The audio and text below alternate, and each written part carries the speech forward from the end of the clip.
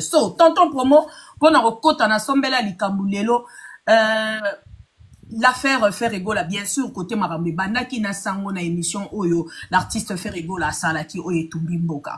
Mais le lot, on y to comme dans domaine mususu, to me mango na level musu, ya comprendre un peu ce qui se passe na makambango ya likambu ya papa na musique.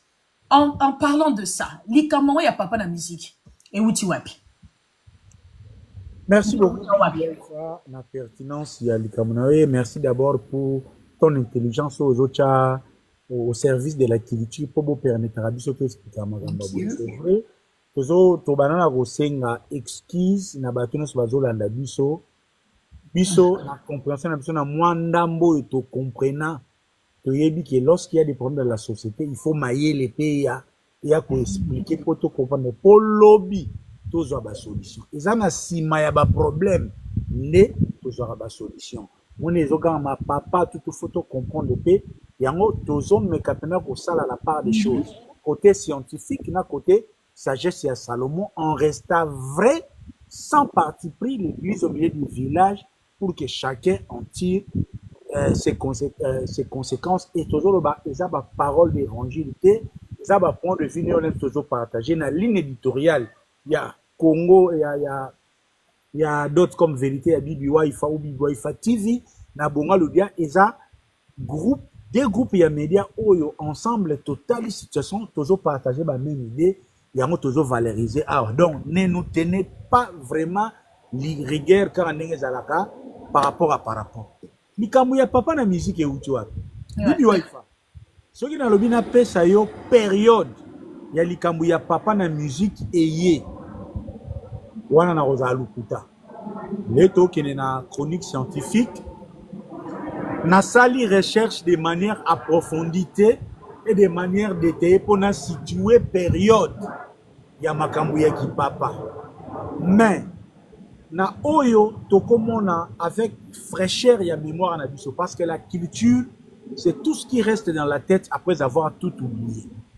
De ma petite expérience na vie to la nape musique Congo kala Kambuya papa est en plein makasi avec division ya Wenge musique à BCBG 4x4 scission JB Akeina Batukotoyo Wera Akeina Batukotoyo.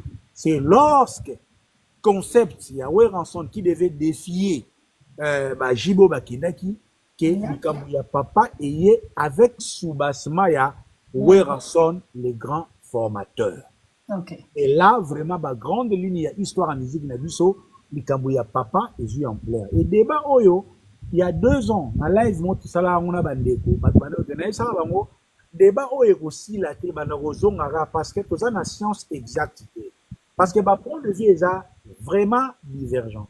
Quelqu'un comme Kofi Olomide a toujours estimé que, formateurs en musique à raté, ils sont des encadrés. Quelqu'un comme JB a toujours estimé que, dans la musique, musiciens bazarajan ba talent na ba chance na bango donc et ne sont pas des papas, ils ne forment pas. Weranson aussi aloba yoka kolela ya bana to monape Weranson a relevé un défi artistique lui qui était amputé pour balongola qui est quand même elime bele ba kenaki mais ba jeune recrit au bayaki na ba bazar expérience de lokola JDT na fait une expérience na Wenge baye ba accompagner na ba jeune oyo bazay pe une expérience na ya quartier lokola ba Lacoste si loa une expérience pas Moutali Kasu pas dit que Rod Bill a une expérience c'est pas ya Jolino tout ça ba fédérer na ba talent na bango pour que ba relever des féwana et c'est ce concept c'est ce tandem ya formateur qui a été attaché à Weranson. Yango bon mona lelo à chaque fois que quiconque tentera d'arracher à Weranson la paternité d'un artiste, la qualité des formateurs, za lokola bozo longola batu eloko oyo privilège moko ba vivant nango pendant des décennies. Il y a une émission tout ça qui dans le baki les phénomènes les mots formateurs faut pas qu'on soit en a sens propre. C'est un concept. Quand on est dans les domaines conceptuels, mais na histoire ya musique na biso er taboulé Natala ba émission belé, je salue en passant ba nyonso basala ba émission ya kala. OK. Bon basala ba yamba ba artiste natala ba artiste ya kala belé ba vie kanta banani na landa ba samangwana na landa. Je ne pas dénoter esika Samangwana azo traité Taboulay comme son père. Je n'ai pas dénoté Taboulay esika azo dénoté azo traité Grand Calais comme son père. Je n'ai pas non plus dénoté qui encore Joski Kiambukuta azo reconnaître Luambo comme son père. D'ailleurs, il y a même une œuvre et Tikala fait Madilou paix à son âme lorsqu'il avait repris quelques chansons. Il y a Salana Franco alors Nalelela nani yaya okenda même Madilou système oyo biso mokili tomona ye na makolo ya Franco n'avait pas reconnu Luambo comme son père. Parce qu'à cette époque, on ne parlait pas de ça. Il y en avait presque pas. Okay. Makamou ya papa, donc, tozaki na respect na biso, Samangwana yebi ke Taboulay azadie na ye, même King Kester et Menea. Je n'ai pas de souvenance là où King Kester et Menea reconnaît Papa Wemba comme son père. Parce que son langage dit tout que Vienanga. Non, Vienanga. Bon, et qu'il peut vous aller, bah, MG, ça va être belé, mais tendance, on est plus à ma cité. Et sur le plan culturel et sociologique, pour nous, vraiment scientifique, Mikambu ya papa, eza eloko eta charabiso comme babantu. Na mboka na biso, e banami na ba domaine ya ba métier. Soko za mécanicien, ngoye ko la mécanique, oké pa ya maître moko, ofuta kazi ya masanga, opesi soso na mwambongo, maître wana ya mécanicien, alakisi yo musala ya mécanique. Lobi soko komi mécanicien, après, au sali garage, na obi continuer, c'est ça élément ya paternité zala wana na société na biso. Donc, un mécanicien oya bima, pas ya vendumana na garage ndumana. Oya tchani ni boy, azoko se reconnaître comme moi na ya papa ndumana.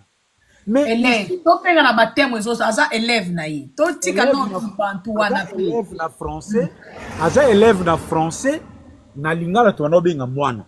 Vie au balaxi akumi briquetier, au balaxi maçonnerie. Babenga. Babenga bana au papa na au penate papa na vie alaxi nga métier maçonnerie, alaxi nga qui peinture, alaxi nga qui chauffa. Ils employaient plus le terme maître. Pardon? Maître. Ba maçon.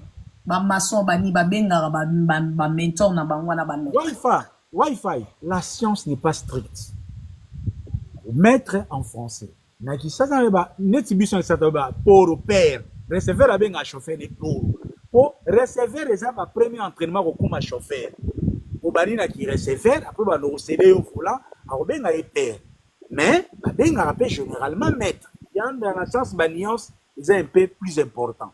Et ça et si quand on a retrouvé ba souche il y a paternité dans un domaine mais ici tout ça dans un domaine il y a métier où on transmettait la connaissance. Donc briquetier oyo élève na zo bien un maître. Mécanicien élève va bien un maître à zo transmettre connaissance. Voilà. Tendance wana et na musique. Mais il y a une nuance à faire. Na musique tout ça dans domaine il y a art. Si on monnaie vraiment bachaka art et métier.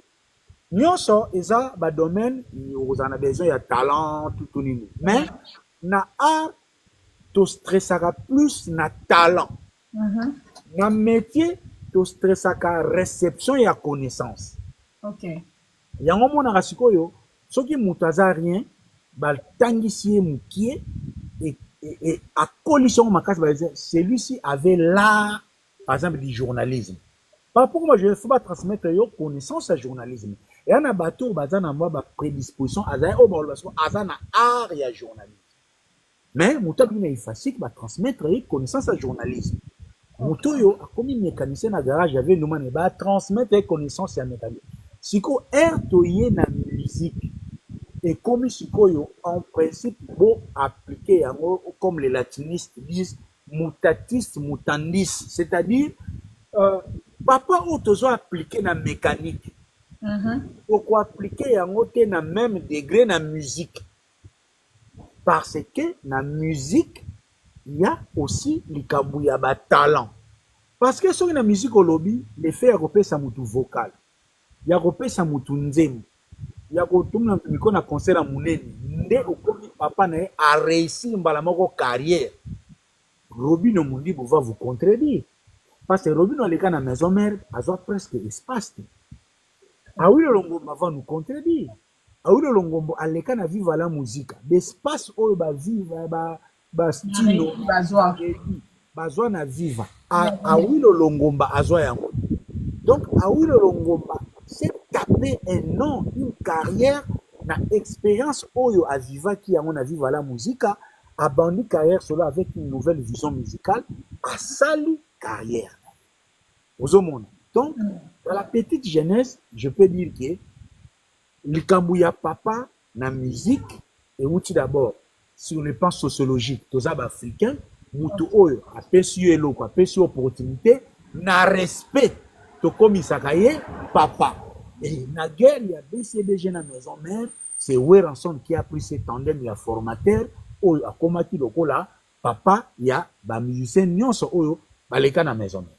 Ok, voilà. Yango moni na lingaki ko sala effort pour na koyeba ko tia mona moni sika nango parce que c'est un peu likamba ba monde ezotumisa batu parce que batu musu ba okoma bazolo ba bongo pa ba pasteur wana papa na molimo donc batu baza tellement confuse yango zo mona nazo insister na ba terme ndenge to bengela po to comprendre likambo ya kibe papa wana izo umuta wapi.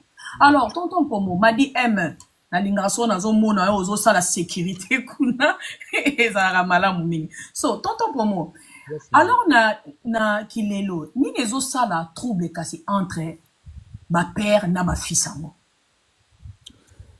Ba père na ba fils de manière générale na musique ya Congo osala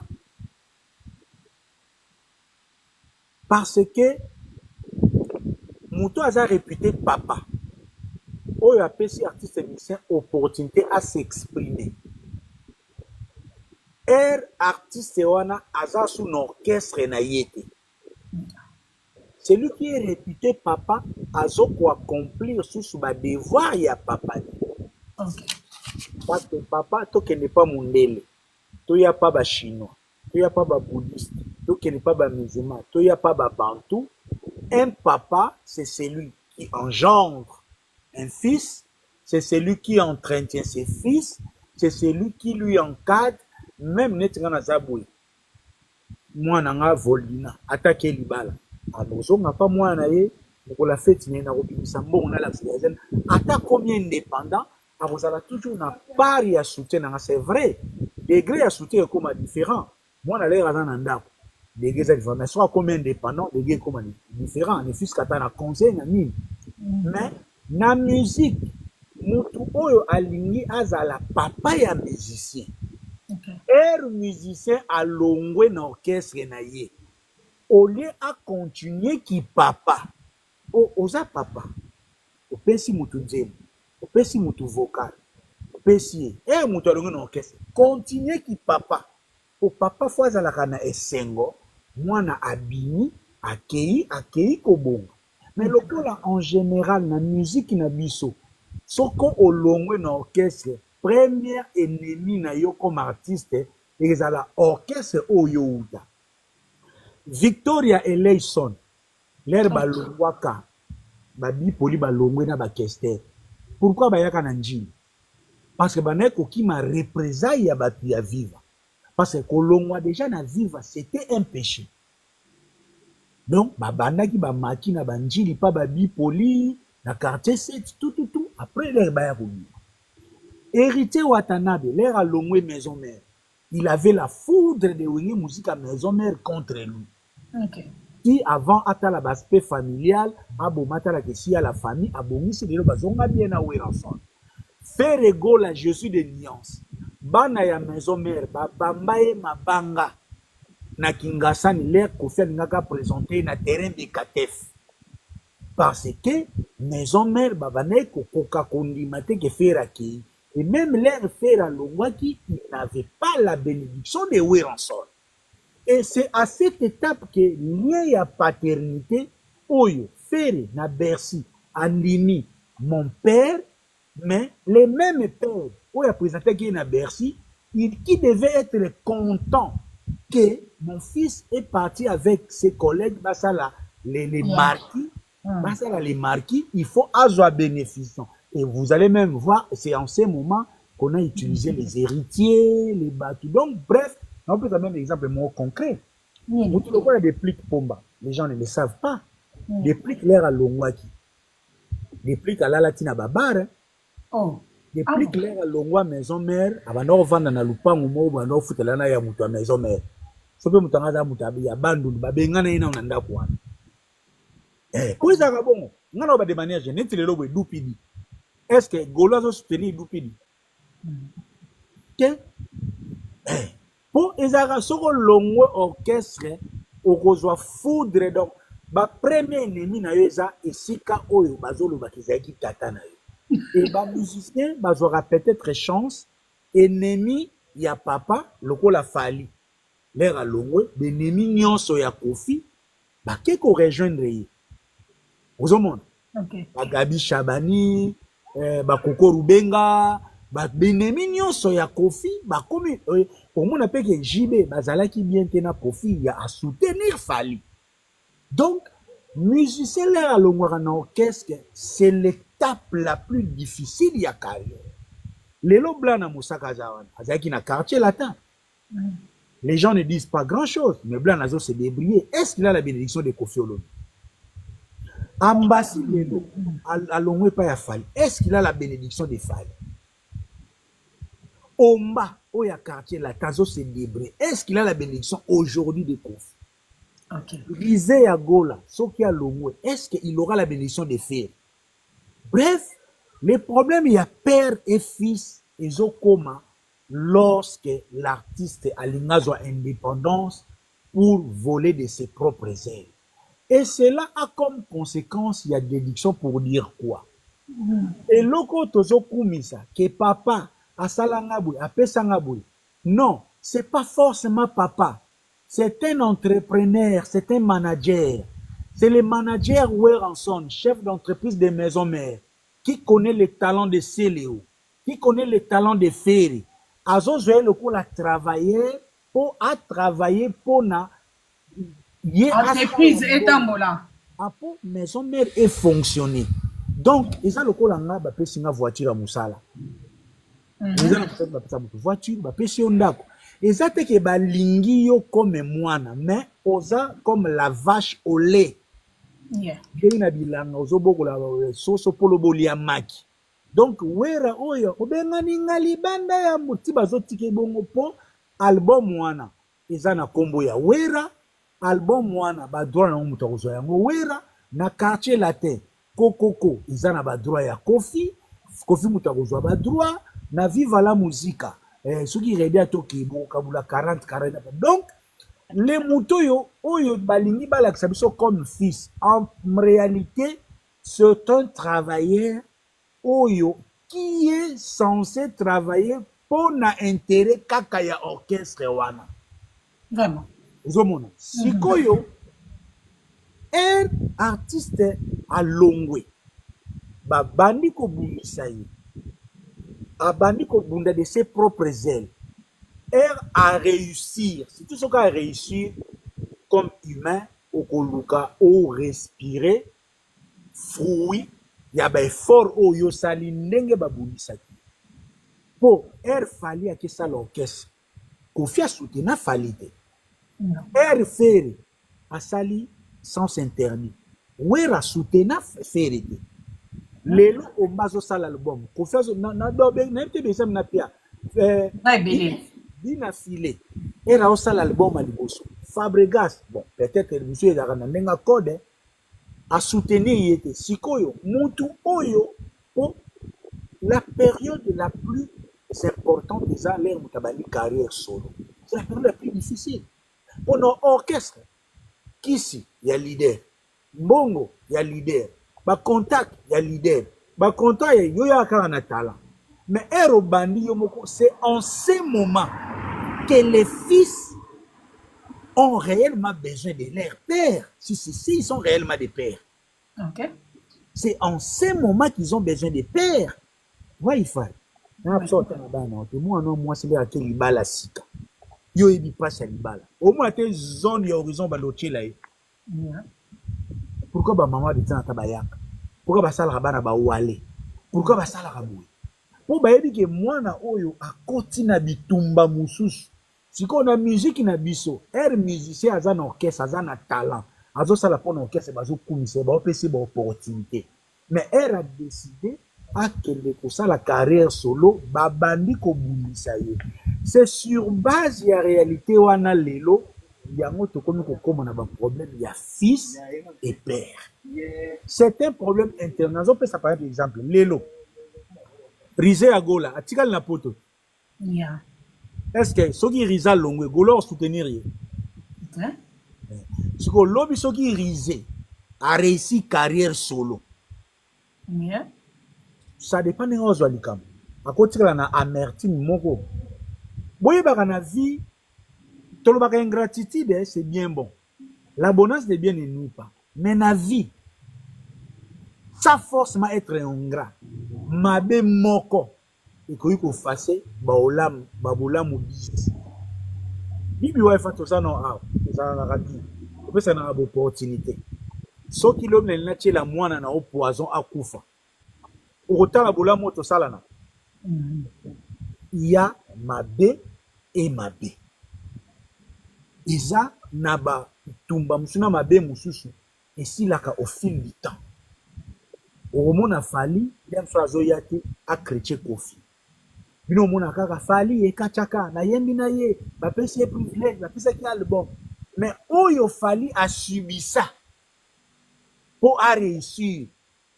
Toyebite bakati bakoloba ngo pete sopa lobi ba opesa kaka tort pour aza réputé mwana. Donc bref problème il y a père na fils les ozala parce que musicien za na orchestre bazo kosaki aza mwana nzoka bazo utiliser talent na ye pour des besoins ya entreprise yango siko toloba ba pesa ka musicien kaka opportunité pour asala musala bien na intérêt ya leader. Mais bazalaka na posa te musicien wana akende lobi akoma lokola bango. C'est ça le problème ya leadership congolais na musique. Ok, tonton pour mon alandi au moins la bokebi ndenge tozo continuer awa.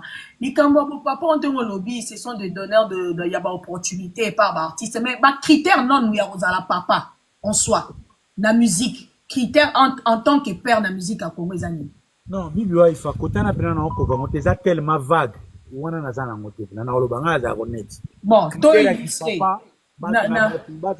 Permettre ngana illustrer kasi soki Toyo za ngo ko iko permettre la vie na yo mais bon, non, on essaye de comprendre quand ensemble. To na bato ba olanda ba biso nyoso tout ensemble là together. On essaye de comprendre parce que ça si je moko oyo moni mo mta pesa ba vie na ba artiste ba pesa ba vie na bango jibe ndongo lobi aloba ba mwana pe ya mwana na musique azate kofiye déjà ça milobi la zanga tata na maman na ndule.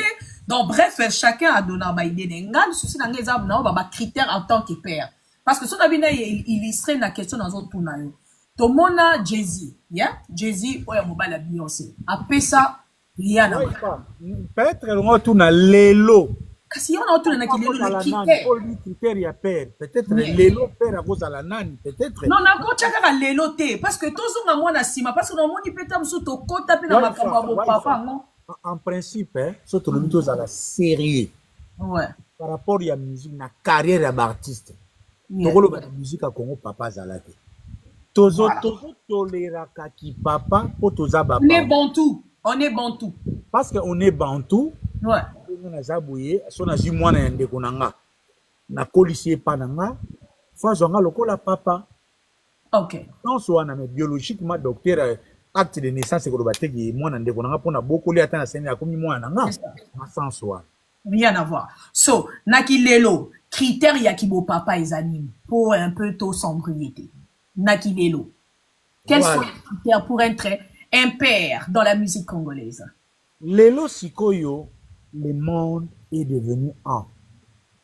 Nous sommes dans la mondialisation. Donc, lelo, bozomona même na compte ya mondialisation. moto aza na Bruxelles mais aza na mwasi na Chicago. Okay. Basalaka mpe bolingo à distance. Il y aura par exemple, non? Oh, yo boya par exemple Gisèle Tati Mama Versace tala mutu na Serge Luki tala mutu na Emani Dola Malaya de London. Na mondialisation, le monde est devenu un. On n'invente pas la roue. La science, c'est ça. Pourquoi nous avons chronique scientifique? Spécialité à science, c'est ça. On s'est basé sur des choses vérifiées et vérifiables et sur l'expérimentation. Ma science, c'est ça. À moi, la science, la philosophie, la résultat. La science, c'est l'expérimentation des choses vérifiées, vérifiables. Mukili lelo, tozo mona, ba artiste oyo, bazui, un jeune talentueux de nulle part, ba komisi bango ba grande star. Voilà. Bango na le tobenga ba papa. Lokola na États-Unis. Voilà. Jay-Z. Na roloba Jay-Z, aza papa, ya Kanye West, na Rihanna. Ouais, ça bango. Parce que Jay-Z a zui mbongo na label na ye, a zui Kanye West, a zui Rihanna, a tche mbongo, a tche esprit, a tche molimo, po bango ba sala carré ba évoluer. A signé se bango ba contrat na ba manager po na visibilité na ba contact na bango. Ok. Comme ba star. Et puis ba kei kanda te zouate. Oh papa, produit na yo pe na yo mo zana. Tezana zana te a côté za moi scientifique voilà. Na lingara bi exemple surtout musique internationale na za mutabantesa ba Jay-Z wana na zwa bon pour des besoins pédagogiques. Jay-Z aida ki danini a sponsorisé qui Umbrella ya Rihanna, faire same thing na Lil Wayne avec Nicki Minaj. Voilà. Donc mutu a tché moyen équipe. Kanye West à son tour aboti Big Sean, oyebi. Bata musique on a bayebi. Aboti pe John Legend. Ya wana na suis côté département musique internationale ya Bongaludi. Vraiment. Merci à notre spécialiste en musique internationale Fallon na pesi mbote. Vraiment.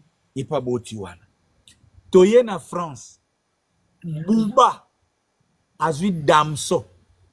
Aboti. Quel moyen a talité que Bouba kolekanga a tcheli moyen tcheni boué akei.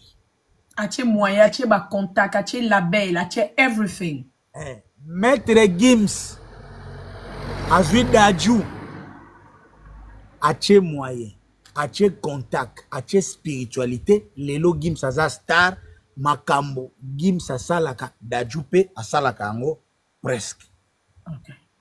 Lil Wayne kutu amutu oh Lil Wayne abimisa soki Greg soki drag les Canadiens l'américo-canadien les lokuta les Cana Lil Wayne na makambo on a que Lil Wayne azo souffrir na ngoti donc au produit mutu aleki na yo Greg ça c'est tout plaisir ya nenga mukete Nicki Minaj as well Drake na Nigeria pour le bate bamindele kuna ba France na Nigeria Don Jazzy aboti Maville aboti Rema aboti Aya Star azape musicien macheli bango mbongo ba produit ache yes toki bolobi kaka Nigeria bokanisa na kosi na Congo Ferregola azui Rebo figurante ya ba clip mannequin a orienté na musique Ferregola prod et tche moyen Rebo lelo akoma musicien donc Rebo aza fille ya Ferry Patrick Beckham atambula ba orchestre kenda Maestro Fabregas azuye ache projet sur ye ache ba moyen ache ba contact lelo Patrick Beckham est un artiste à part entière. C'est ça qui moi na yaki lelo. ok Lelo eza ya mama. Shai Ngenge akenda pa ya Weranson afula. Soki tozalaki organise, soki Weranson azalaki na ba projet ya ko pousser carrière ya ba artiste ekende musika. Shai Ngenge ayaki pa ya Wera. Wera devait mettre tous les moyens matériels, spirituels pour Shai Ngenge, pour Shai na talent. Azanga contact na idéologie. Mais tu as projet sur Soukawa. Donc Lelo, même Weranson, il a l'occasion d'être un vrai père, selon musique les autres. Il a des jeunes talentueux. Il a un jeune dénommé catholique. Catholique à Eboyemba. Catholique à un jeune, à un boga, à Ebobina, à un fraîche. Soki Lelo, Weranson, na mbongo yazanang, na ba million ya côté la musique yako. Azui ata $200,000 ache na projet ya catholique. Ba kende single, ba pesi identité image, ba travailler si catholique. Donc catholique a comme artiste. Catholique sera le premier vrai fils de Weranson sur le plan musical. Tonton promo. Wana eza ndenge mukilizo tambola lelo. Et puis ngai eza etamboleli oyo nga nazoko promouvoir lelo. Les jeunes ont besoin que le vieux leur donne un coup de pouce. Yango na yebisa ki opona nga na concert à Kofi, na concert à Wera. Si faire akende côté mo, akende concert ya Soleil. Mutoloko la JR33 na quartier latin. Okay. Est-ce que Kofi Central les Angimbo? Est-ce que Kofi Central les ont un contact? Non. Ba projet belé tozoko potanaka. Le lope Kofi Central est cause à la label et JR33 qui est jeune talentueux. Ba tché ba projet suivi, ça sera un vrai fils de Kofi Olomide au lieu toujours ko tchakaye contre Fali Kobus. Non. Tonton promo. Nazo naviguer. Lelo. Vas-y. Rizé Yagola. Il a des talents. Il a la référence. Ferregola, ko tchapé moyen à produire Rizé. C'est ça, cette paternité, moi, comme culturelle. Parce que même quand je devenais ministre à la culture, c'est ce que je vais appliquer. Yeah. Parce que Lelo na musique, ba Kofi, ba JB, ba Wera, ba Ferre, ba Fali, ba Héritier, et si ba Bongi. Et si ba Bongi na musique, il est maintenant temps de promouvoir la jeunesse. Ba Betaka, Bazali. Moi, Lelo, ba papa, on a besoin de musique. On a la tolo. Papa, on a soigné là. Eza papa oyo na musique akocha mayele na ye akocha molimo na ye akocha mbongo na ye pour un artiste talentueux akene musika abeta musique soki wera suka na Bercy catholique loba beta Stade de France. C'est ce qui va élever la musique congolaise. Ce n'est pas des débats inutiles. On dirait comme le Kindoki. Moutazaki na okesa zo opportunité beti bien et si liboy babitumbe bandi akia bandi nzela bobundisi aresi karene azana respect azo reconnaître mutuluko la yaya mais bolika ka benga papa yango papa ngeta na kindoki ou beza na nini parce que papa yaya ce sont juste les gymnastiques de mots nyonso non monate papa bobi mutu non monate papa bobi mwana. Non, non, mon papa Sundoli moi. Est-ce c'est le titre de papa ou est ça la rabat musicien ou bien ça contenu ya makambo au sala na moi. Yango bozo muna na musique on est comme na batata musulu la batato bazala kabota akima na ye même ko la dot ba ko pese dot. Yeah, parce que qui papa c'est un contenu, un vrai père na musique doit prendre l'artiste depuis sa jeunesse. Na orchestre naie à soutenir l'air accueilli à produire à commis mutu à fier à gagner respect moral à gagner même sur le plan financier En principe, lelo, bah faire bazaki bato bazala produit par Bawera. Si nous étions des humains, bah fali bazaki bato bazala produit par Bakofi, bah Redi bazaki bato bazala produit par Papa Wemba. Mais tout ça toujours na bakarka moko paternaliste. Comme le cola qui moko boye, il faut kaka bango bazala ka.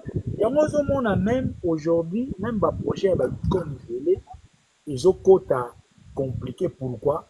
Parce que mikolo ya musique ya Congo, au lieu baya comme bateau bazana honneur na musique, bazoli na baya comme ba conquérant. Kofi ne peut pas être conquérant ni de Fali ni de Ferry. Wera ne peut pas être conquérant ni de Fali ni de Ferry. Jibe ainsi de suite.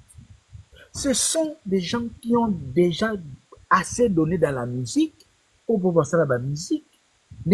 Partout, vous avez Gims, vous avez Johnny Hallyday. Vous avez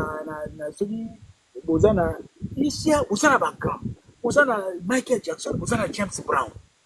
Les grands, il y a honneur, vous avez Kassaf, vous avez jeune.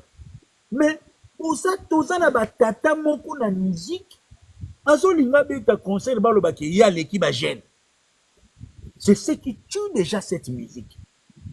Moto sa sala ngale na zaboué par exemple. Na mwata na ngata ya mukie. Moi chronique. Ceux qui jeune aza chroniqueur. Ataza na succès lokola nga. Fona mona ki ye asala kolekanga. Na kozala teke pechi wana ngana leki te. Ngana zana o nazana kusala. Il faut comme au plus de 20 ans. Voilà, ndenge pe biso pe tango tokuti bato esi basali. Bato si basali faut ba accepter bato bazo sala lelo. Bato baza lelo faut ba yango mona ka biso tozanga na respect na bato baza na respect ya o baza lelo. Ozomona. Donc bref, pour me résumer, pour moi un papa lelo dans la musique, c'est ce musicien qui va mettre son esprit, son argent, son âme, son agenda pour qu'un jeune puisse réussir la carrière de manière glorieuse. Oh, nous sommes sur un vocal dans l'orchestre. Papa, wana besoin exploiter ba. Ok, tonton pour moi, merci pour la likabu. Oh, yo, tu kolobela biso. Tellement tout ça scientifique, to lukato fongola ka moi bongo na batunya so ba na biso sikolo. En parlant likambu ya papa et puis na mwana. Et puis, pas ikulutu. Moi, triangle, wana. Batu balobaki, l'artiste, ndenge zalaka ibima, héritier, l'artiste, héritier, aza mwana, ya wera. Ndenge surtout, artiste comédien, sa ya lobaki. Héritier, aza mwana, wera, aza, fere, aza, neti yaya. Mais ce qui est totali, na sur le plan scientifique, ndongo to solo li. Donc, héritier, pas aza mwana te. Parce que, héritier nenga longwa qui pas wera. C'était quoi les soucis? Parce que yo pesi biso lobi que non, pour muta bengama, wana papa nanga, wana mwana, il faut ba produire, ba tcheba moyen, label, production et puis suivi que papa fongoli motema pa mwana ki. Mais le cas d'héritier qui c'est est-ce que tu lui as toujours de manière scientifique? yeah. Totikali naki congolais. C'est naki congolais. Na mentalité na biso héritier aza mwana ya wera. Ok. Mentalité bantou na attitude na biso, notre façon de voir les choses. Mais sur le plan l'art, na scientifique. Sur le plan industrie musicale, sur le plan showbiz, héritier avait revendiqué quoi dans la maison? Un album. Oh. Na wera oya ye concert ya showbiz. Na wera oya azuka ka CD. Na wera o ba pesi héritier ntaba. Na wera oyo soki achaki moyen héritier ça l'album. Le lem sous héritier pe na servement na encadrement na label ya wera abimi superstar. Azo anile ba concert ba Bilbao te. Akoswa na kata gini ba kependa parce qu'aza encadré parce que wera avait une expérience, héritier avait la fraîcheur et le talent. Qui serait le vrai père d'héritier? Eza, wera oyo, aboko pesa héritier album, héritier kekuna, a nuguti a tellement ma famille a zongi, ou bien wera oyo alinga qui encadre héritier tchela et moyen ti héritier akende héritier peut akoma un produit allez quand même wera parce que les problèmes na ba papa Josani OK. les lycéens congolais ont accepté que produit jinaye allez kaye c'est ça qui tue la musique congolaise. Or na famille tozolo ba mwana est-ce que ngai ko gêner ngai volina tanga kolekanga est-ce que ngai ko gêner nga mwana nga azala célèbre ou bien azala maïli kolekanga non. Or c'est que dans la musique congolaise ba vieux azo piaka lokola apesi mwinda atie nini boy mais en réalité ce qui est comique mwana oyo betaki est-ce que yo betaki 2 jours ya beta 5 jours keto esika yo zwa trophée te mwana zwa trophée keto tozomona ona Kofi na Fali tomona ona wera na nani bazate batata o baza fier ozomona tata na mwana bazowela donc bazana batata ngona bana ba bazana ba relation moko ya ozomona tata Kofi na mwana Fali bazowela kombo ya arena tala na niveau ki tata ya musique ya Congo ozomona mais tata oyo azowela na mwana kombo ya arena azozela lobby Fali soka sali succès na ye azongisela ye honneur. Donc baza batata moko na ba devoir ba lokwa batata batika mbongo mukeme ba osenga soso ou bien batata bataka ka zemi akei koko ele mwana ye ko revendiquer mo Fali akoma Fali opesi opportunité na quartier latin oui eza visibilité na carrière solo ya Fali osali eloko te mais ozozela Fali afukamela ko jour et nuit a invitaka yo atangaka yo jour et nuit alors que ces Fali là pouvaient aussi être un produit de Kofi Central si nous étions évolués et tout ça.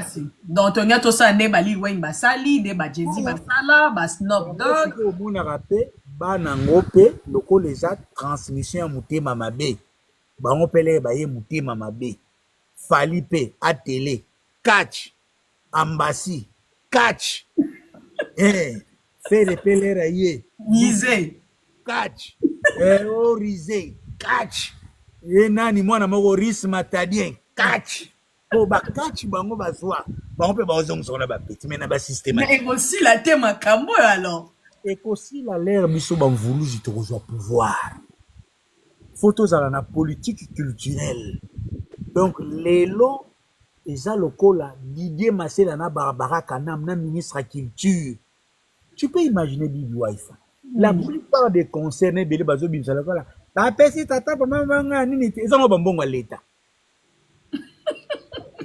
Bambongo ezo uta nango Brazza, ezo uta nango Kinshasa, même le peu d'argent pour eko servir na promotion ya jeunesse. Les mêmes vieux banika ko kangango na mutema mabe lisusu. Tu imagines degré ba mission tozana bango na mboko. Alors que le ministère de la culture faut la promotion culturelle, l'État congolais devait voir ma talent. Yo moni mona zigzen. Yeah. Akenze mona ba kangie kachi ti basilisi mwana. Ma goda ya héritier batiki yango. C'est quand même triste hein. Triste. Et aux yeux et au sud de tout le monde, Baba Kana Mazawa na Didier Masela, Gamba Didier Masela na wanoye la bango mikomisi.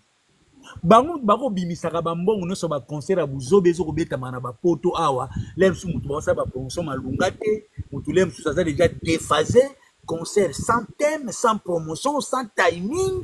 Donc il faut qu'il y ait un mouvement culturel congolais. Franchement. Il faut vraiment qu'il y ait un mouvement culturel congolais. Bah, les mêmes gens qui condamnaient Taboulay et Franco hier de ne pas promouvoir la jeunesse, bah, c'est la Taboulay Makambo, Azwambonga Studio Alia, mais Bango Lelo, Jibe, Wera, Kofi, Banane, Bazana pouvoir, Bazana Banina pouvoir Lelo. Mais Bazana projeté à jeunesse. Non, exactement. Au contraire, bazo banga ba jeune ngonde. Yaya, na temps normal. Na temps normal. Pour l'intérêt de la culture. Tous les 7. Par exemple, nous sommes à la Mabé. Nape ça exemple. Allons-y. Nato kende concert ya mbangu mbangu na poto pour une icône de musique congolaise. Nambongo ebima pour un festival ya hip-hop pour promouvoir la jeunesse na Bercy. Projet nini eza utile na mboka na culture na biso. Bateau Balanda Biso va répondre. Après sa réponse. Après sa réponse. Après sa réponse. Et ce sont le vieux lelo bazolia mbongo ya rumba lokola baolia madeso ba mi. Je suis tenté de les qualifier de miyibi. On est zaboueko, moni rumba nenge bima kaka. Rumba nenge bima ki patrimoine immatériel. Bazaka na ba projet ba komi ba lettre, ba koti pa Didier Masela. Promotion ya rumba mais musala ezomona na te. Do ba kozwaka mutu moko azana mikanda na poto, atie date, batie nini boy. Mais ce sont les mêmes gens qui veulent revendiquer des paternités. Bref, c'est ça un peu la réalité où tous vivent. Vraiment. Donc, j'espère que l'Okwana Mutuna Mutu Awa, l'Okande Torobaï Kaka, j'espère que Mounamutazo Fungura Maël et puis Azo Yeba côté Nina s'est placé. Peut-être que non, être aussi bantou dans Maramususu et Zo Sungate. Parce qu'on doit faire la part de choses. Parce que... Net il la faire égola. Nenga leka ki na boso na politique. Alobama B. Alobama lam. Façon oyo bato maison mère bazo silika. Te faire falo baga faire wera yana. Problème susu ya oyebi kindoki ezaka na maloba ezaka pe na butu pe na moye. Oh, yaya. Mutu auti na wenge biso stomoni. Boye na maison mère Adolphe président. Bato so babi ke wenge kabwani wera kena petit na efere na maison mère. Mais bolingi bokomisa ye mwana ndenge moko na héritier. Te wana ekomi kindoki baoluka mutu na butu. Wana il faut hotel eza lokolo loti ndoto mabe na butu donc yivumbuka kombola lupangu. Yi donc chaboye.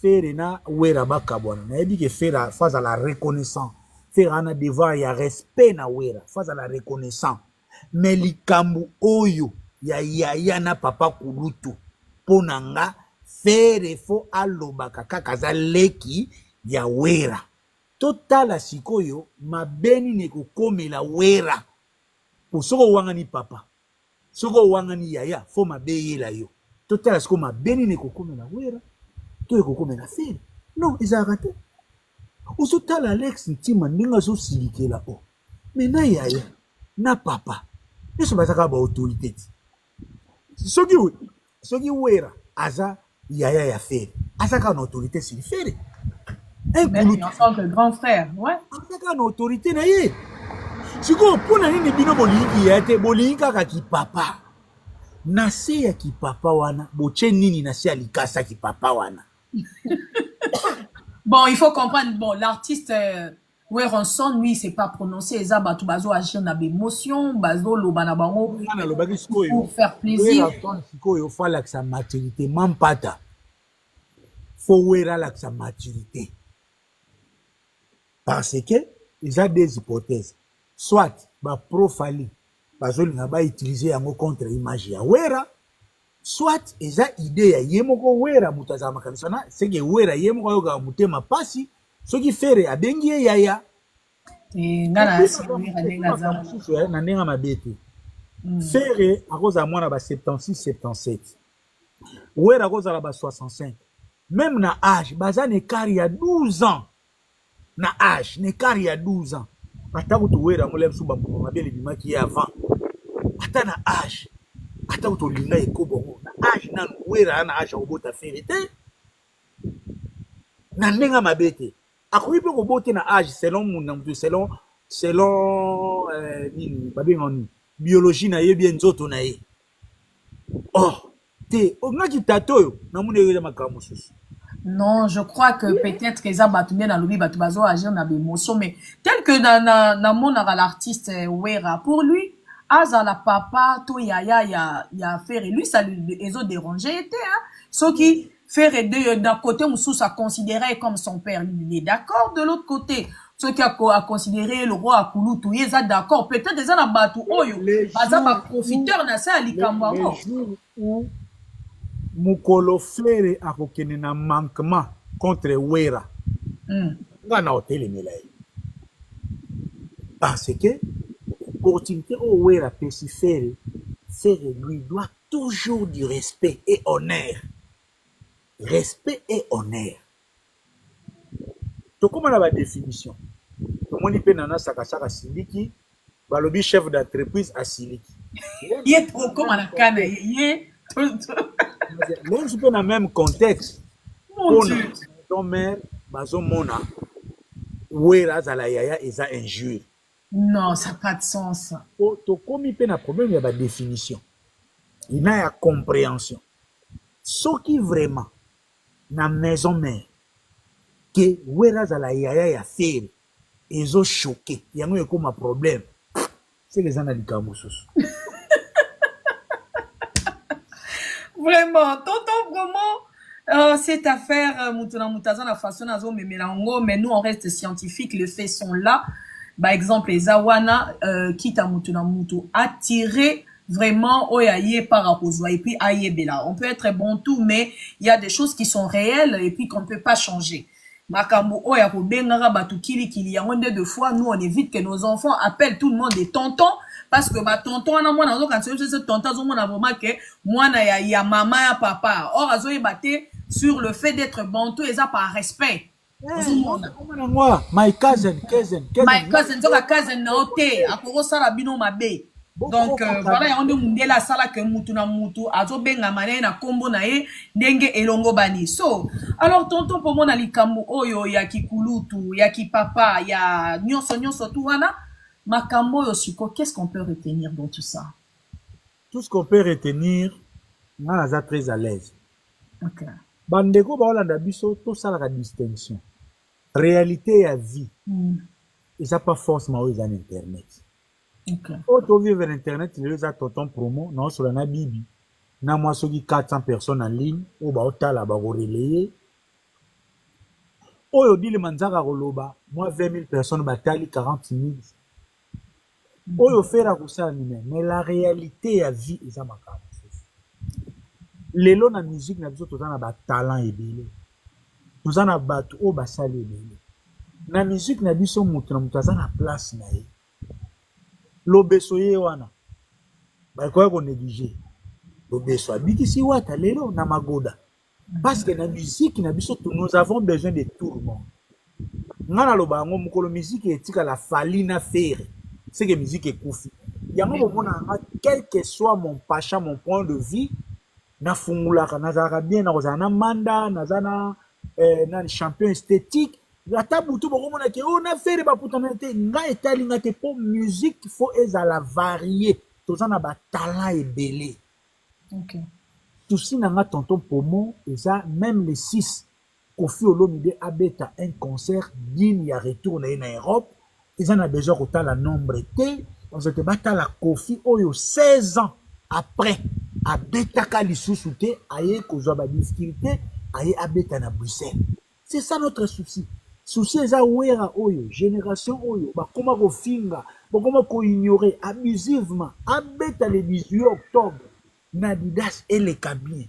Oyo ko tchape concerné. Tobo ya rande ko kosa. Si on peut falloir aïe, à ce stade na décembre. Aya Betia sali plein, Betty bien. On n'aura pas le choix. Ce qui n'a février, Ferré, aïe Londres, ou bien à Zongi ou Arena, avec héritier, aïe Londres. Donc, nous, on est là, nous avons une vision large de la musique. Je n'ai pas une vision individualiste. Pas pour ça, tout le monde pour tout ça, par rapport à Nani Otoko poussé, pour dire que sa musique, Nani Oaza vrai, Nani Oaza faux. Penchant même sur une affaire rapport, hein? Je ne sais pas, peut-être un homme naza sous la fièvre, sur le pays à Nini. Mais l'air to banda ba chaîne, tobanda kolobela tout le monde. Ok. Tokuma la batitido pourquoi? Totala, lelo ba warrior ba bimisaka ba analyse. Tonton Pomo, azalaka warrior, talelo ko lobaka. Oh, menasi mon lobaka ngo.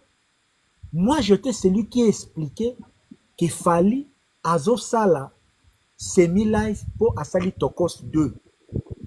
Tellement eza presque na musique ya machine, il faut abeta mon playback na semi-live pour eloko bosali effet na studio do apongo obeta on. J'expliquais ça. Pour batuba comprendre mutu na mutu osala bosa. Mais lelo bakoma kozwa yango net contre biso ni boy. Mais quand j'expliquais ça, Golo ayinaki ngate omoni bibish bebe seka golos na chaka eteme poto uti na bango musika seri wana fali abeti na kauna bi fali abeti bien ah boy nazolo ba pe boye bande ko tumisa ngate mais soko lobi kaka faire grand chanteur ba eko bloqué so lobi kaka faire à sa première jeune oyo na génération yemtu abandai carrière avant babandi ko bloqué ah do bino bo bloquer ke makambo to koma boye likolo ya résistance ya bitumba on la loi d'Italien. Mangez ce qu'ils veulent vous manger. Vous allez, ah, donc vous les warriors, vous voulez me bouffer. Je vais maintenant vous bouffer. Mais oui. Tout ça, moi, j'ai une vision générale. Pour biso bamvuluzi mukotorozo pouvoir, nous allons instaurer l'ordre rationnel. Nous allons instaurer rose nationale. Moninga musique on a le bango pour banaga. Non la sur la musique par complexe. La sur la musique pour nanzan. Parce que naïdi c'est la valeur culturelle na biso. À travers les sports et la musique, le message va passer. Mais quand tous les culturels vont s'organiser, l'air toro réorganiser mboka na ba valeur congolaise, na ba valeur culturelle. Parce que déjà, nako so mboka nini o ezalaka batu musu bazalaka na voiture climatisée, ba musu bazana moi. Ça ce n'est pas la culture congolaise. Nous vivons par la solidarité africaine.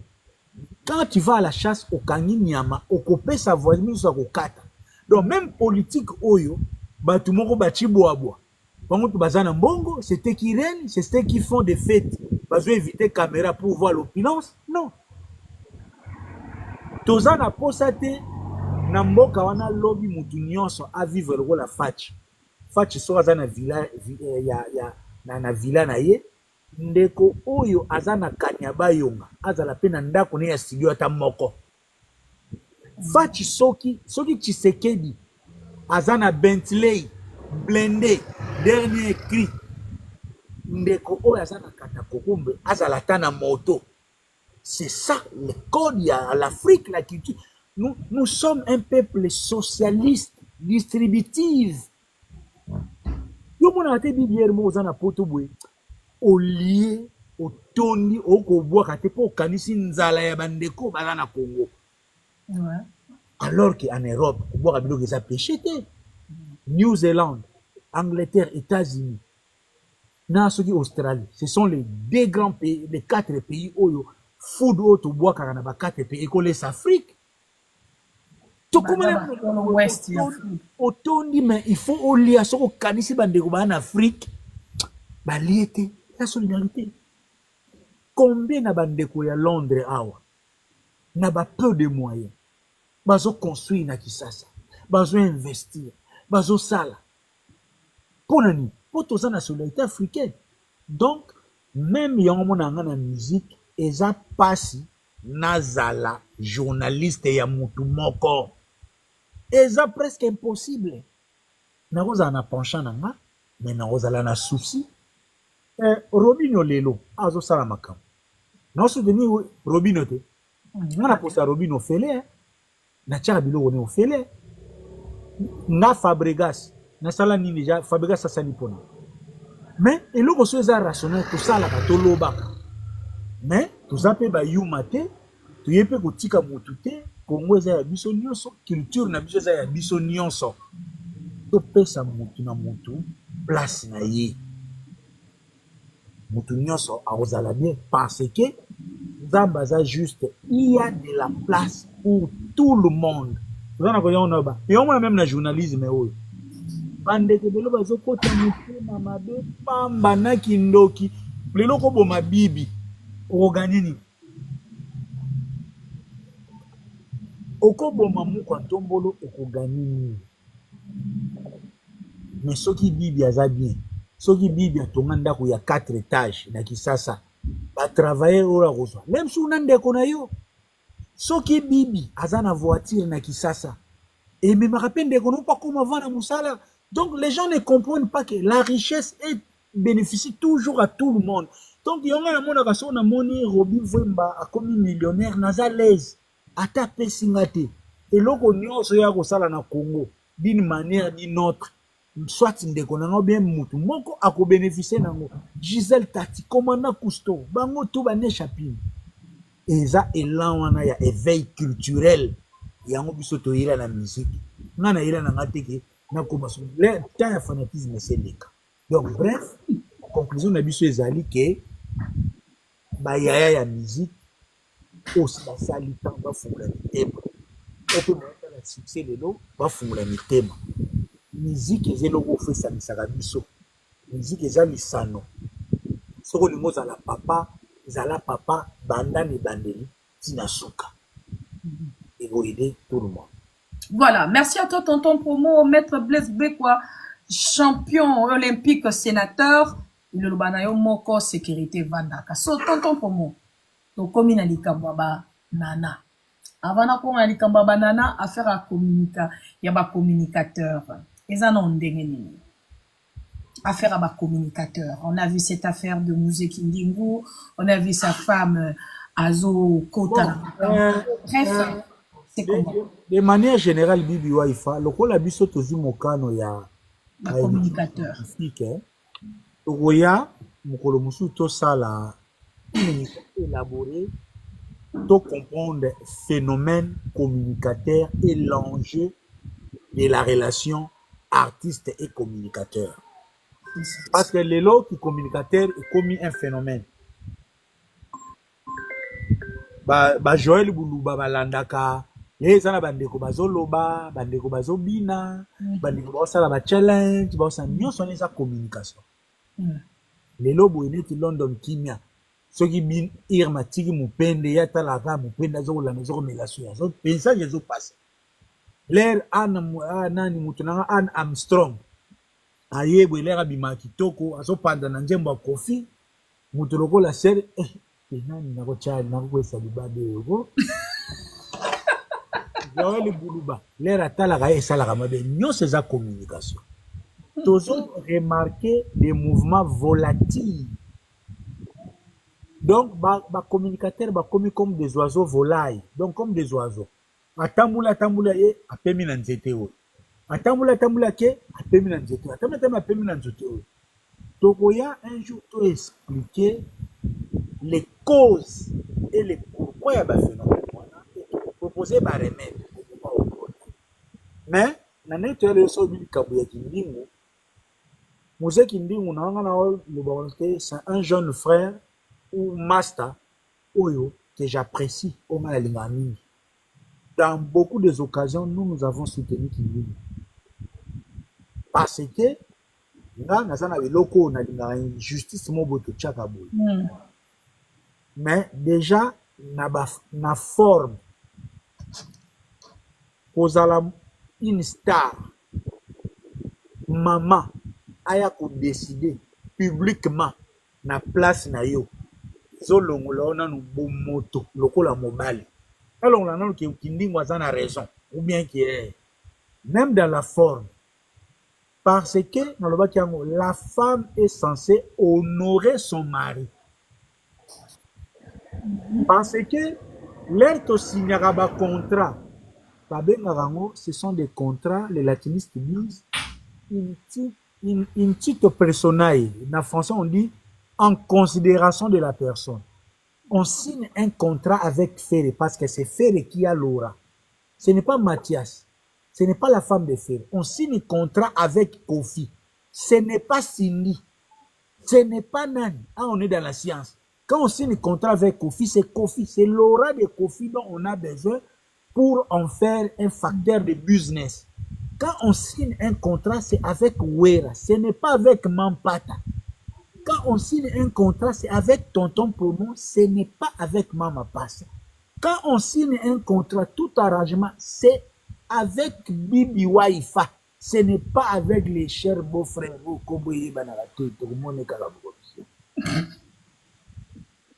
Donc, c'est d'abord insensé, c'est d'abord ignoble, c'est honteux que un partenaire, un ami, un petit frère ou mutobo travaillaka qui soit mécontent na attitude ya partenaire mususu, que ce soit sa femme qui vient annoncer la rupture, que ce soit un contrat ou un arrangement.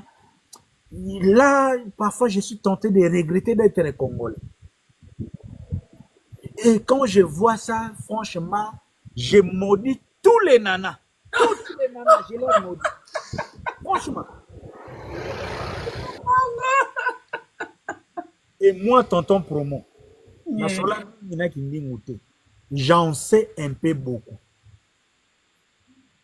Les peu de temps na solana kindingu, na yebi oyo mère albana olobana mupandi.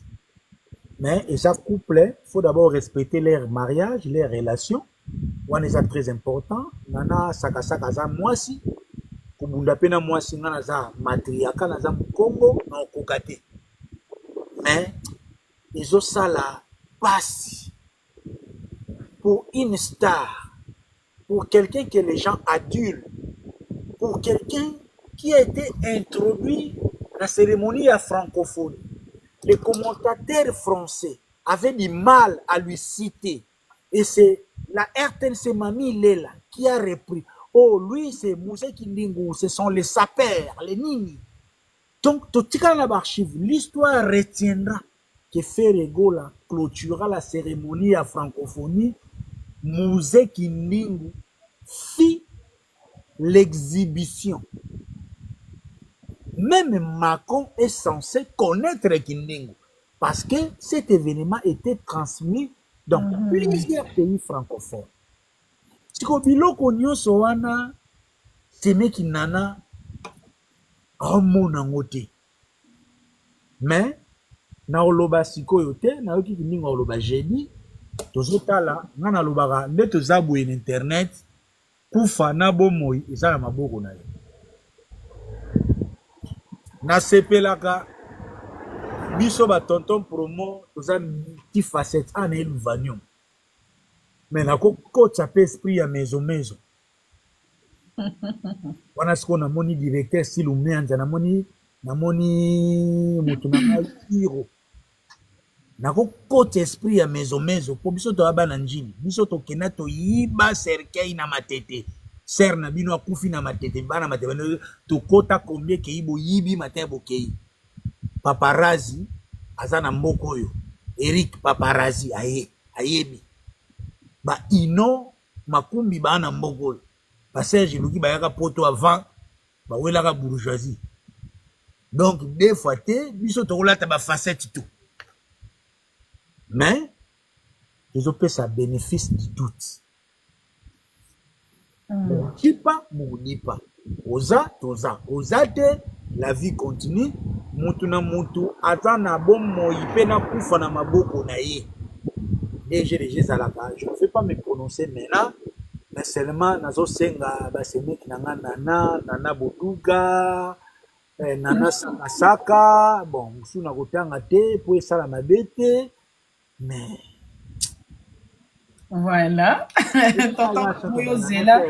Na yo Kindingu sola menga na robenga semeki soki nana sakashu ayo comme mukie. Tu vois quand on est une femme derrière un grand monsieur, un grand homme, il y a quand même une femme sage. Deux fois quand on est une femme netina ya mobali lokola ya Kindingu, on s'était dit que non azalaki na pembeni na ye na mwasi azana bwanya.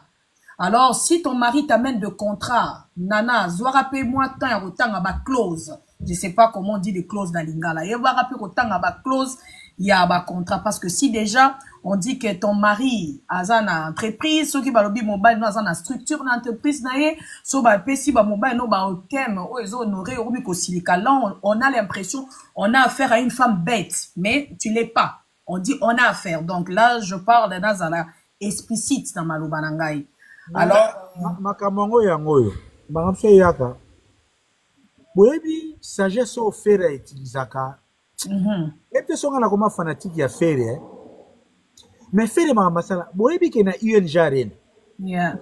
bisona bakindingu tozwaka mbongo pas moins de 1000 € presque à chacun na France 1000 € na kisasa $1000 pas moins de 1000 muna mtazana content na boyanga na lobakate na zaka na statut particulier ngana zo ado ngana ya affaire keba yo keba uboni we ngana zo asuba matabisi nanga tozwa ba contrat ya U Arena to sala promotion 1 mois fa to sala ngo 9 mois concert ya U Arena e beta mati mais faire ya landa biso te tozong sabambom ouais fa na temps normal soko signer contrat pour événement X ba pesi mbongo conseil de bétamité, il faut que ça. Normalement, il faut que soit remboursé, soit na ING. Mais tu as sur ING. Faire à Yébissi sous François. Pour faire comment vous imposer. Ngai conseil nanga, bo futa ba communicateur. Voilà. Et belé ba na mbongo na musique ya Congo. Baza même incapable de bo futa ba communicateur. Avant ba futa communicateur, faut afu kamela ke na cimetière maman na bango loba Vierge Marie de Nini Boye. Non, du n'importe quoi carrément, hein? Ça passe. Tozwa ba contrat ya U Arena. Conseil de Betamate ba futa biso mbongo te. Toye ING ba yeli biso susu ba contrat. Na absolument makambo ba kolo hésiter. Lobby, si ceux qui fait la zone sous concert, contrat, azu contrat à You Arena. En principe, faut continuer, mais pas ça, parce que moi, transport, bien, moi, prime. Lobby, ceux qui fait la tchèdate à You Arena. Vous avez le tika na nyongo na ye. Tika na nyongo na ye, asenga kabiso angote. Nathan normal, nana. Tala, au moins, ma kamba faire oko. Pourquoi ba congolais comment? So lobi fera kabaka akabela kinga ota mona mutu mokuna ki asiliki tala mokolo to bandoko loba ba na kutu nando loba te ngala tika na ka dans l'ombre pour moi to loba ezate so to ba fera sala kana nkuku po batu basilika lero ko loba bomona kuna gufa siliki kuna muko tombolo nini po toza ebele po tozo accompagner fere mais na moko na moko take azana rôle na ye il faut aussi savoir. Toki ka romoni après sa témoignage après que faire la Kabila kaye $2600 à ebisi a somba lupango série faire la Kabila wili kaye $2600 moya beta désolé za la guitare posoka beti nati lokola ko silika Virginia ko silika Charlie Pasitu ya ko silika ba makamususu moyen tolo ba ezate po bato bakoma na ba jalousie